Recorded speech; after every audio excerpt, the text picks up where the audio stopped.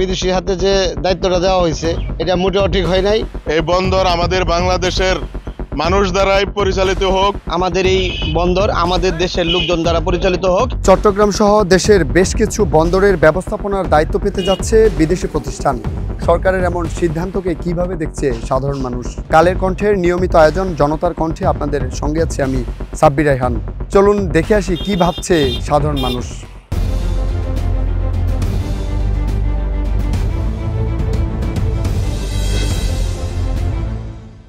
আমাদের চট্টগ্রাম বন্দর আমরা শুনেছি এই সরকার বিদেশিদের হাতে তুলে দিচ্ছে।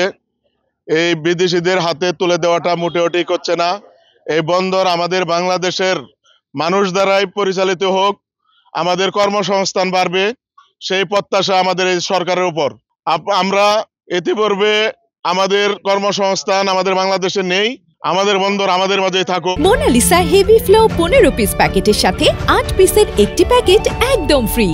চট্টগ্রামের বন্দরে যে বিদেশি হাতে যে দায়িত্বটা দেওয়া হয়েছে এটা মোটেও ঠিক হয় নাই এবং আমাদের দেশের সম্পদ আমাদের দেশের মাধ্যমে পরিচালনা করা উচিত এবং দরকার। আমরা জনগণ চাই এই সম্পদ আমাদের দ্বারাই পরিচালনা করা হোক। চট্টগ্রাম বন্দর আমাদের দেশের ঐতিহ্যবাহী একটি বন্দর। আমরা শুনেছি সরকার এটা বিদেশিদের হাতে তুলে দিয়েছে।